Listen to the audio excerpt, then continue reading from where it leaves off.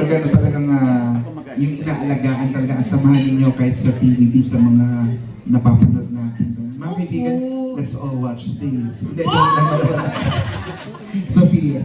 Hindi, syempre po totoo. And lalo ngayon, parang may times na nag-emote kami ni Alan nga. Kasi syempre alam namin na pinaghirapan namin kung nasan man kami ngayon. Nag-start kami TikTok, din nag-vlog, hanggang sa napansin, nagka-guest names, nagka-serye, tapos ngayon may movie na. So, we really come a long way. And oo naman, syempre habang tumatagal, mas nagiging solid po talaga. And wala nang makakasira sa friendship na yun. As in, wala na. Wala.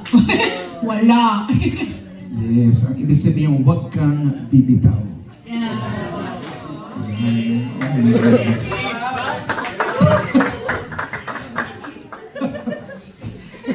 Maraming salamat sa Sophia and Allen. And ang susunod nating question is will be coming from Mr. Bernard Santos.